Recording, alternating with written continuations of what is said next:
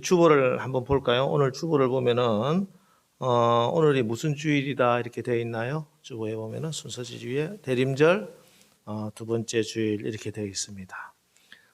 교회에서 쓰는 달력이 있습니다. 교회 달력은 대림절부터 시작합니다. 대림절로 시작해서 다음 성탄절이 오고요. 그리고 사순절, 종려주일, 고난주간, 부활절, 또 성령 강림절 이렇게 쭉 이렇게 1년을 이렇게 연결되어 있어요. 그래서 교회는 대림절부터 새해가 시작되는 거예요. 대림절은 기다릴 때 임할. 그래서 우리 가운데 임하시는 예수님을 기다리는 게 대림절이잖아요. 그래서 우리 성도들의 새해는 예수님을 기다리는 마음으로 시작하는 것이 성도들의 새해입니다. 기다리면은 두 가지가 있습니다. 하나는 막연한 기다림입니다. 우리나라 가곡 중에 기다리는 마음이라고 하는 가곡이 있습니다. 일출봉에 해 뜨거든, 월출봉에 달 뜨거든, 이렇게 기다리다, 님은 오지 않고 망부석이 되는 기다림. 막연하게 언젠가 기다리다 결국 허무하게 끝나는 그런 기다림들이 있을 수 있습니다.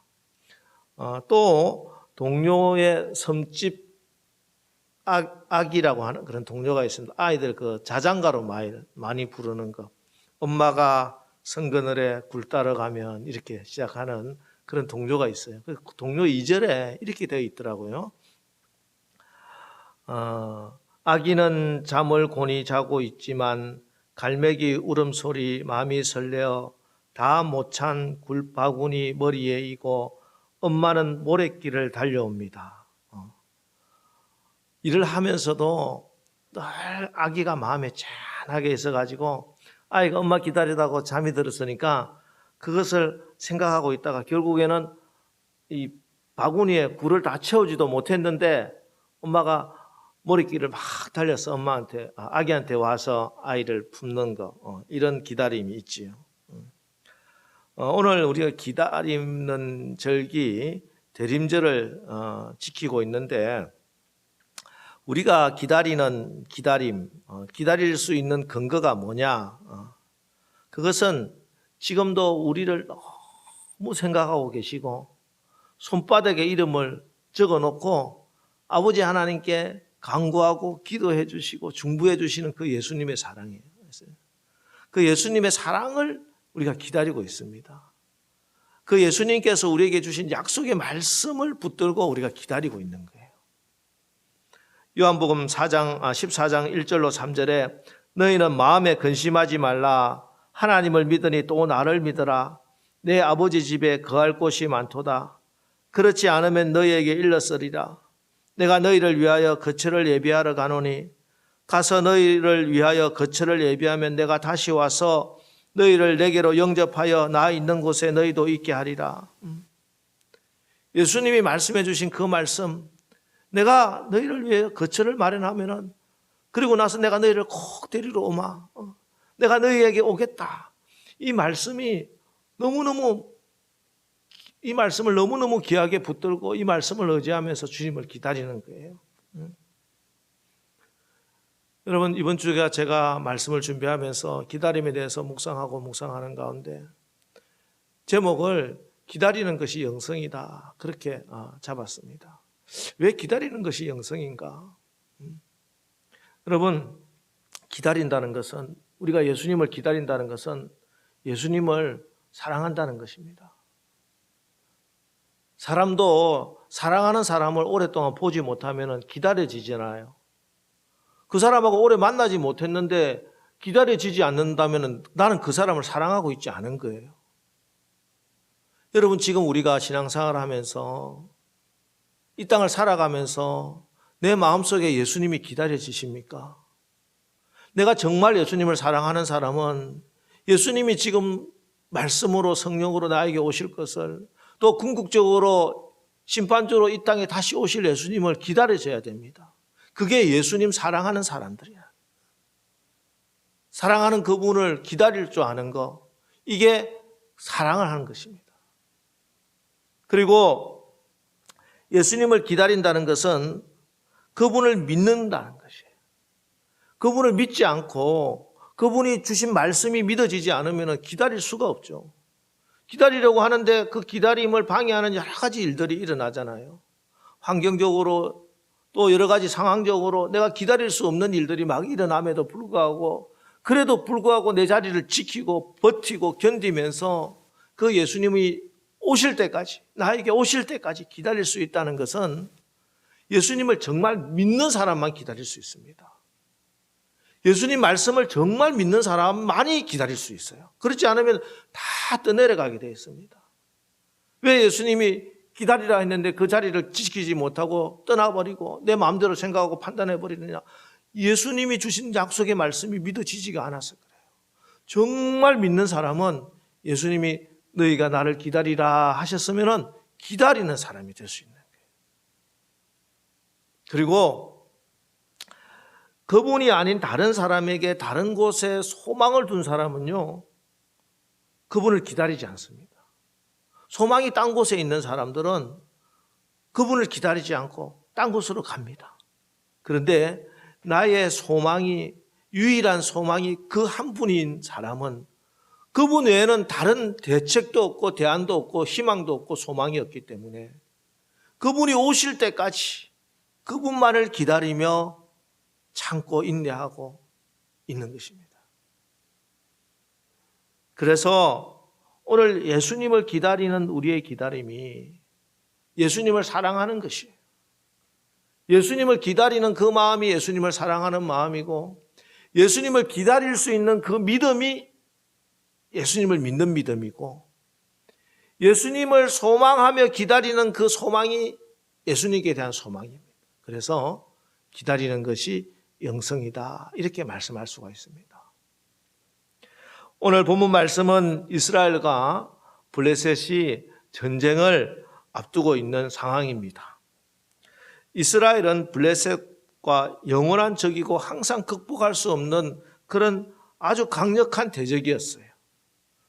지금까지 그렇습니다. 그죠? 팔레스타인이라고 하는 말이 블레셋에서 나온 말이에요. 그러니까 옛날 사사시대 때부터 이 블레셋은 지금까지 이스라엘의 영원한 대적이 되어서 싸우고 있습니다. 그래서 이스라엘의 왕이 된 사울이 이제는 해야 할 일이 뭐냐면 그 대적 블레셋과 싸우러 나가는 것이었어요. 전쟁을 하러 나갔습니다. 이제 곧 전쟁이 시작될 건데, 이 전쟁을 할 때 먼저 번제를, 제사를 하나님께 드립니다. 왜냐하면 이 전쟁은 하나님께 속한 것입니다 하는 것을 인정하는 것이 제사기 때문이죠. 그래서 제사를 드리려고 하는데, 이 제사는 이제 제사장이 와서 제사를 드려야 합니다. 사무엘이 와야 되는데 사무엘이 내가 일주일 후에 오겠습니다 하고 갔는데, 일주일이 됐는데 사무엘이 오지를 않는 거예요. 그래서 사무엘은 나타나지 않는데 어떤 일이 일어났느냐? 8절과 9절입니다. 사울은 사무엘이 정한 기한대로 이레 동안을 기다렸으나 사무엘이 길갈로 오지 아니하매 백성이 사울에게서 흩어지는지라.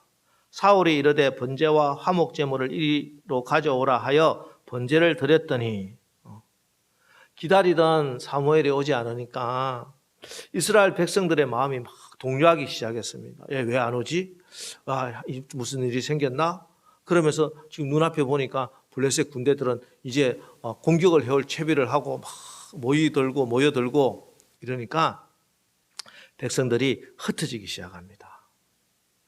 그래서 안 되겠다, 사울이 제물을 가져오시오 하고 제사를 드렸습니다. 자, 이게 불가피한 상황이잖아요. 그죠? 여러분, 사울이라면 어떻게 하겠습니까? 누가 잘못했어요? 일주일 안에 온다고 했는데 지금 사무엘이 아직 안 왔어요. 사무엘이 약속을 어긴 것입니다. 사무엘이 원인 제공자입니다. 그런데 사무엘이 와서 막 사울을 나무라는 거예요. 막 진노하면서 무섭게 나무랍니다. 이건 그냥 화내는 정도가 아니고 막 저주를 퍼붓는 것 같아요. 13절, 14절 말씀 보세요. 사무엘이 사울에게 이르되 왕이 망령되이 행하였도다. 왕의 하나님 여호와께서 왕에게 내리신 명령을 지키지 아니하였도다. 그리하였더라면 여호와께서 이스라엘 위에 왕의 나라를 영원히 세우실 것이거늘 지금은 왕의 나라가 길지 못할 것이라. 여호와께서 왕에게 명령하신 바를 왕이 지키지 아니하였으므로 여호와께서 그의 마음에 맞는 사람을 구하여 여호와께서 그를 그의 백성의 지도자로 삼으셨느니라 하고, 이게 사울 왕 당신 왕위를 폐해버리겠습니다. 폐위시켜버리겠습니다. 하나님 당신 떠났어요. 하나님이 다른 왕을 세웠습니다. 이런 무시무시한 말을 막 쏟아붓는 것입니다. 아니 사울이 뭐 그렇게 대단한 큰 잘못을 했습니까? 사무엘이 안 와가지고 사무엘 기다리지 못하고 그냥 제사를 드린 건데 나쁜 일을 한 것도 아니잖아요. 예배 드렸는데 뭐 목사님 온다고 했는데 안 와가지고 뭐 우리끼리 예배 드렸다 뭔 잘못이냐? 그렇습니다. 그죠? 그래서 이게 지금 왕의 하나님 여호와께서 왕에게 내리신 명령이라고 하는 게 뭔가를 우리가 생각해 봐야 됩니다. 이 명령은 뭐냐? 전쟁에 앞서서 번제를 드릴 때 제사를 드리는데 제사장 없이 제사를 드린 게 잘못된 거냐? 그게 하나님의 명령을 어긴 것이냐? 왕 너는 제사 지내면 안 되고 선지자가 꼭 와야 제사를 드려야 되느냐? 그런 명령인가? 여러분 그렇게 생각하기가 힘듭니다. 왜냐하면 이후에 성경을 쭉 읽어보면 다윗이 제사를 직접 집례하는 경우가 많습니다. 그 이후에 역대기 상하 이런 거 쭉 보면 왕들이 제사를 지내는 일들이 많이 있어요. 그렇기 때문에 제사장이 하는 일을 왕이 했다고 지금 하나님께서 진노하시고 그런 게 아니라는 것이에요. 그 뭐냐 이게 도대체. 그것은 사무엘을 기다리지 않았다는 것이에요. 기다리지 않은. 여기 기다리라고 했는데 기다리지 않는 이것이 문제라는 것입니다. 사무엘이 기다리라. 사무엘이 올 때까지 기다리라. 이 명령입니다. 사무엘이 올 때까지 하나님의 말씀이 임할 때까지 기다려야 합니다. 왜? 이스라엘의 왕은 사울이 아니라 하나님이시기 때문에 그래요. 여러분 잘 생각해 보세요. 어떤 나라가 전쟁을 앞두고 있습니다. 군대가 있습니다. 군사들이 있어요. 그런데 왕이 명령을 내리지 않았어요. 지금 나가 진군하라. 저 적군과 싸우라. 명령이 떨어지기 전에 어떤 장군이 우리 군사들 일어나라. 전쟁하러 나가자. 자리를 벗어나서 장군이 어느 곳으로 군대를 이끌고 나갑니다. 이게 뭡니까? 반란이라고 해요. 이것을 반란이라고 하잖아요. 그죠? 우리나라도 군대가 1군단, 2군단 각 군단들이 있는데 군단장이 군 통치권자인 대통령의 명령 없이 군대를 막 움직이면 뭐예요, 그게? 그게 반란입니다. 반란이.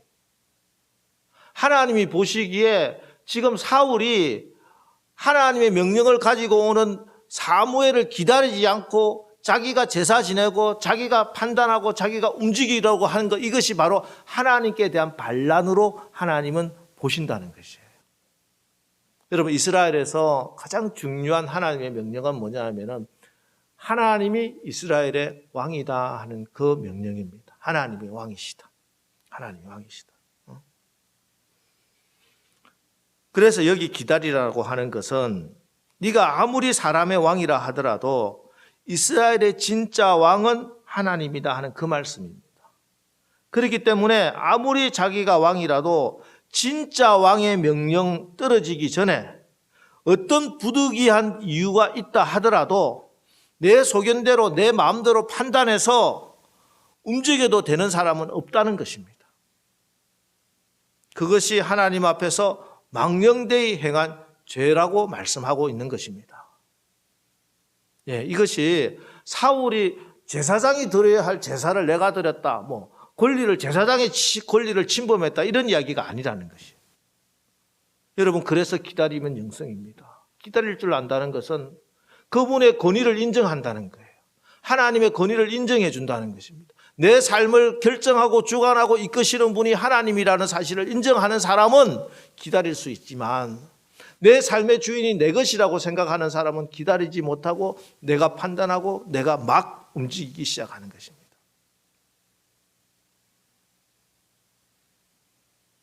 역대하 20장에 보면은 훗날에 유대 여호사밧이라고 하는 왕이 나옵니다.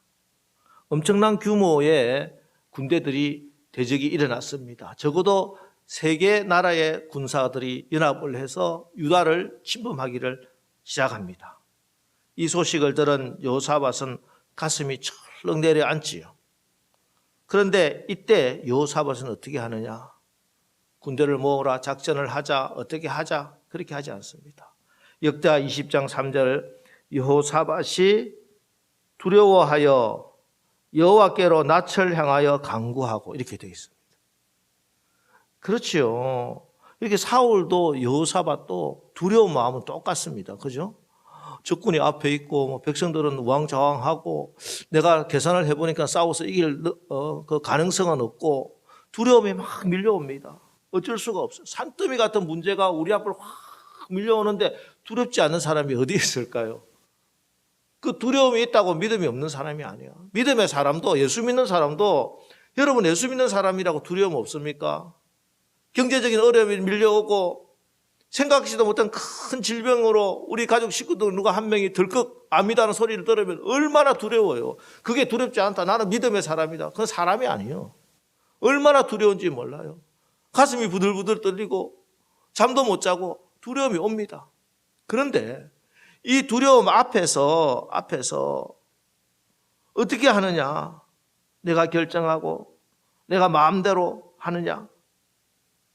두려움 앞에서 믿음의 사람은 기도한다는 거예요. 무릎을 꿇고 하나님께 여쭌다는 것이에요.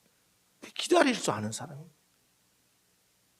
내가 순간적으로 드는 생각, 내 눈에 보이는 것 가지고 막 이렇게 판단하고 결정하고 행동하고 액션 취하기 전에 하나님을 부르며 하나님 앞에 무릎을 꿇고 조용히 하나님이 주시는 말씀을, 하나님의 뜻을 구하며 기다릴 줄 아는 사람, 이 사람이 믿음의 사람입니다. 사울은 왕이신 하나님의 명령을 기다리지 않고 자기가 판단해서 직접 번제를 드렸지요. 번제를 드린 게 잘못인가요? 아니죠. 예배 드리는 게 무슨 잘못이겠습니까? 자기가 생각하기에 최고의 것을 했어요. 그런데 여호사밧은 위기 앞에 여호사밧이라고 번제 드리고 뭐 필요한 거 옛날에 나중에 사울 뭐 법궤를 메고 가고 여러 가지 방법 수단 종교적인 거 그런 거 자기가 몰라서가 아니에요. 언제든지 무슨 위기 앞에서 자기가 생각해서 옳다고 하는 어떤 종교적인 행위를 하기 전에 하나님 앞에 진정 하나님께서 지금 이 상황을 나에게 허락하신 이유가 무엇인지, 이때 하나님께서 내가 해야 할, 내가 하기를 원하시는 하나님의 마음이 무엇인지를 기다리며 간구하고 있어야 된다는 것입니다. 이 차이입니다. 그럼 이 차이가 어떻게 해서 일어나느냐? 왜 이런 차이가 나오게 되는가? 11절 말씀 봅니다. 사무엘이 이르되 왕이 행하신 것이 무엇이냐 하니 사울이 이렇게 말합니다. 백성은 내게서 흩어지고 당신은 정한 날 안에 오지 아니하고 블레셋 사람은 믹마스에 모였음을 내가 보았으므로. 예, 다 원인이 됩니다. 다 이유가 됩니다. 내가 그럴 수밖에 없었던, 하나님께서 주시는 말씀을 기다릴 수 없었던 이유들이 너무나 많이 있습니다. 3가지나 되잖아요, 여기도. 근데 그것을 보았다는 것입니다. 내가 보았으므로. 여러분, 사람들이 두려움이 막 밀려올 때 모든 사람 앞에, 눈앞에 그전에 보이지 않던 것들도 막 보이기 시작합니다. 보이기 시작합니다.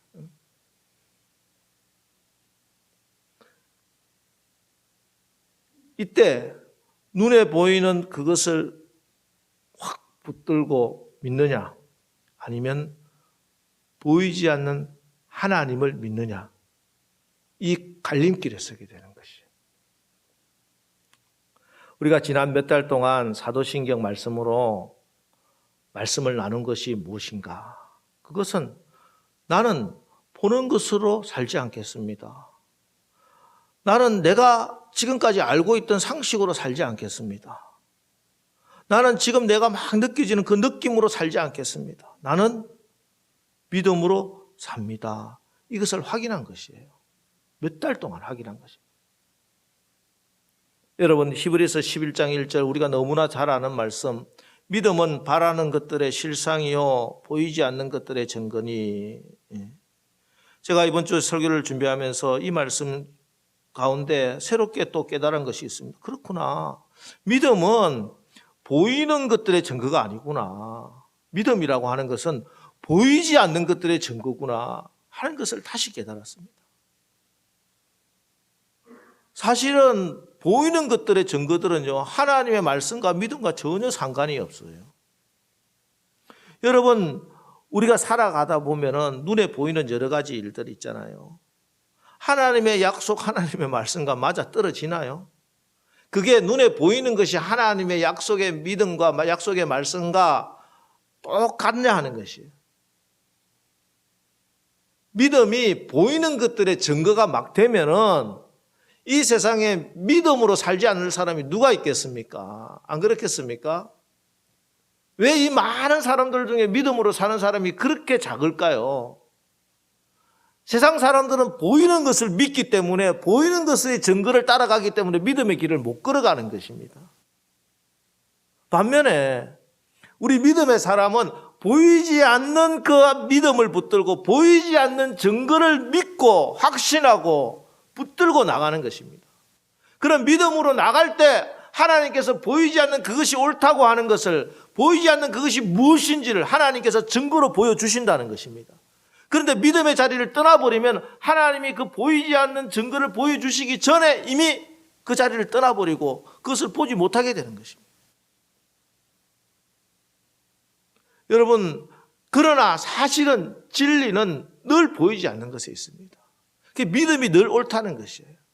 세상을 살아가다 보면은 얼마나 우리가 억울한 일이 많이 있습니까? 이해가 되지 않는 일들 너무 많습니다. 하나님의 말씀과 부조화되는 일들이 너무 많다는 것이에요.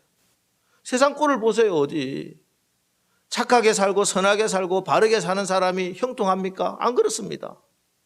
악인이 늘 형통하고 성공하는 것 같습니다.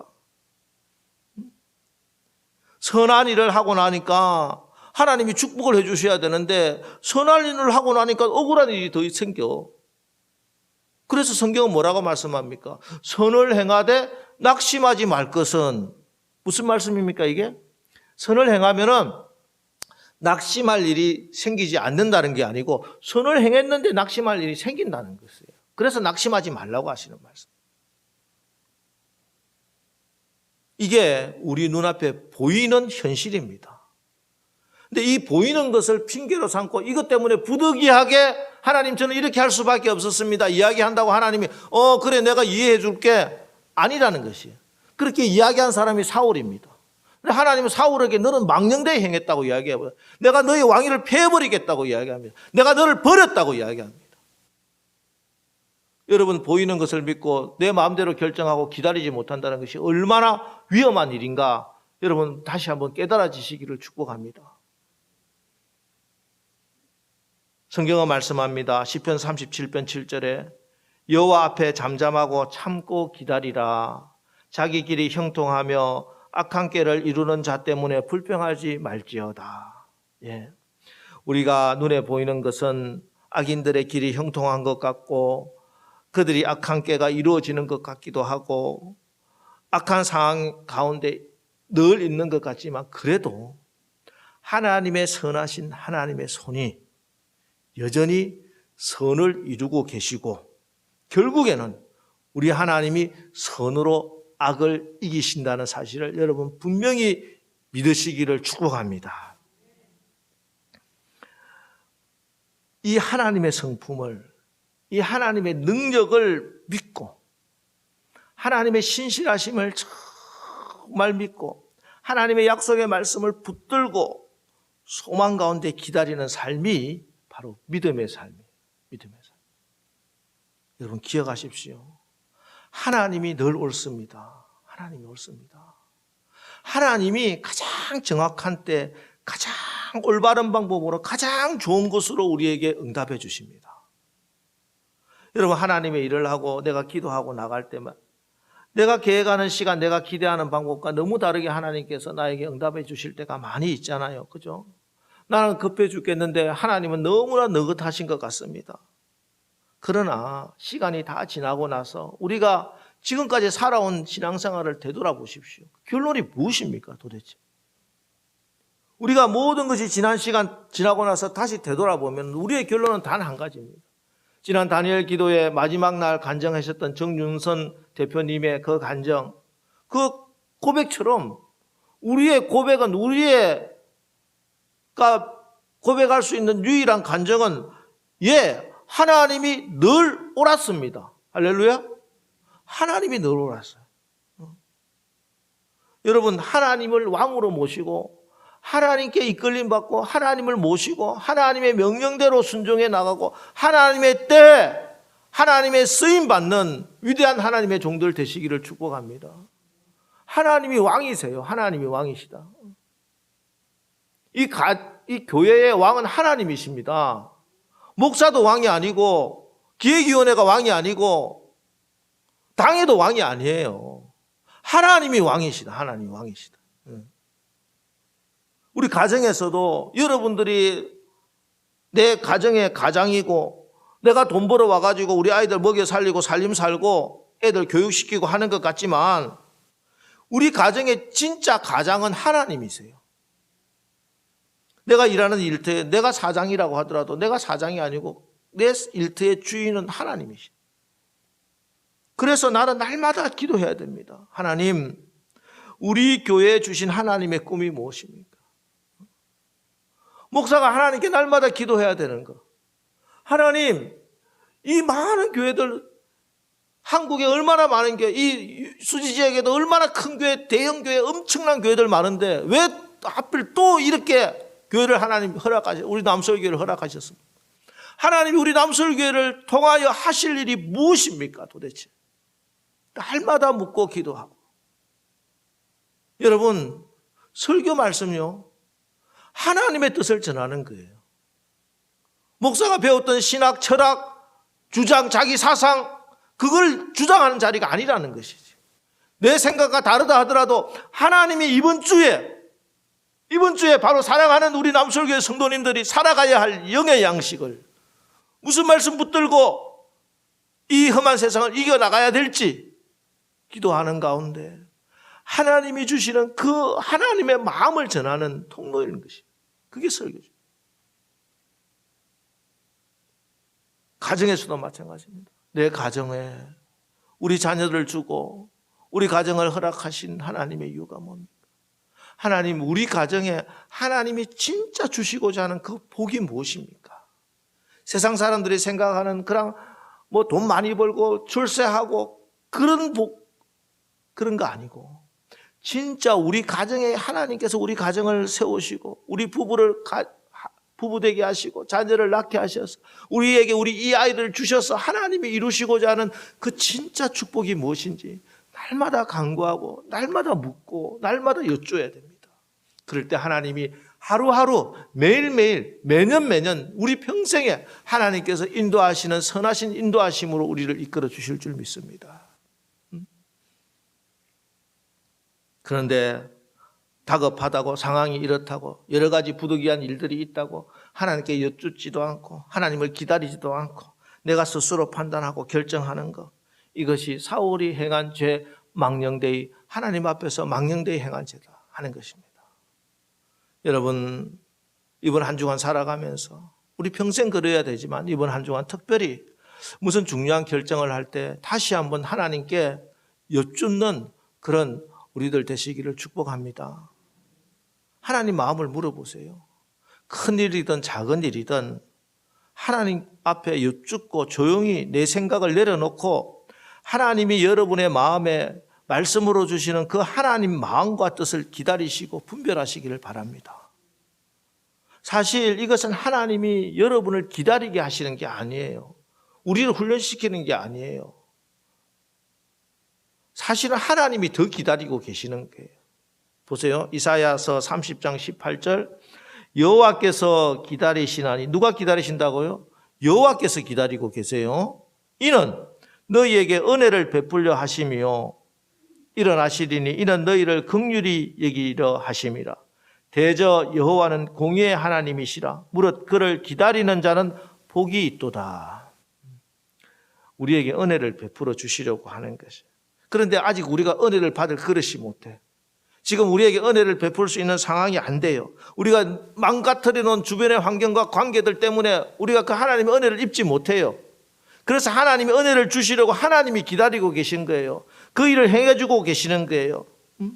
하나님이 이 우리가 합당한 그릇이 되기까지, 혹은 여러분이 망가뜨려 놓은 주변의 환경을 정리하시고 고치시고 그렇게 바르게 세워놓으실 때까지 하나님께서 지금 기다리시면서까지 일을 하고 계시다는 것입니다. 그러다가 이제 됐다 하시면은 하나님이 일어나시는, 하나님이 일어나시면 일을 행하시는 여호와, 그 일을 만들며 성취하시는 그 여호와께서 일어나셔서 주님께서 역사하시는 것입니다. 놀라운 역사가 일어나겠죠. 이것이 하나님이 우리를 향하신 긍휼하심입니다. 우리가 잘나서 그런 게 아니에요. 특별 우리가 뭐 대단한 일을 하나님께 해드려서 그런 게 아닙니다. 하나님 우리를 긍휼히 여기시기 때문에, 우리를 자녀 삼으시기 때문에 하나님께서 이렇게 일을 하시는 거예요.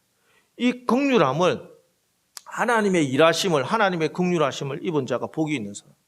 근데 이게 기다려야 되는 것이, 하나님 일하실 때까지 기다리지 못하고 또 내가 나가서 안 그래도 엉망진창으로 만들어 놓은 거 더 망가뜨려 놓으면 하나님이 더 시간 걸리게 만든다.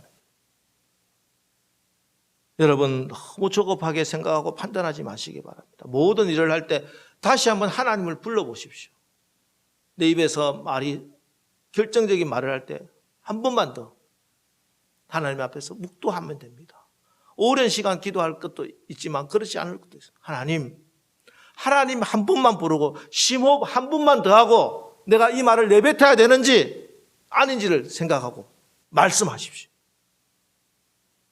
어떤 중요한 결정을 할 때, 어떤 행동을 할 때 하나님 한 번만 더 부르고, 하나님 한 번 생각하고, 예수님 한 번 생각하고, 예수님의 마음이 뭔지, 하나님의 마음이 뭔지 한 번만 더 생각하고 여러분 행동해 보십시오. 그러면 지금까지 우리가 살아왔던 것하고 전혀 다른 놀라운 하나님의 역사, 하나님의 축복이 우리에게 임할 줄 믿습니다. 이것이 기다리는 자의 복인 것입니다. 마지막으로 박경리 선생, 토지의 작가죠. 박경리 선생의 기다림이라고 하는 시를 우연하게 제가 이제 설교를 준비하면서 막 찾다 보니까 이런 시가 있더라고요. 시가 참 저한테 느낌이 또 주는 메시지가 있는 것 같아서 소개하고 설교를 마칩니다. 그게 띄워나요? 밑에 보면은 있습니다. 이제는 누가 와야 한다. 산은 무너져가고 강은 막혀 썩고 있다. 누가 와서 산을 제자리에 놔두고 강물도 걸러내고 터주어야 한다.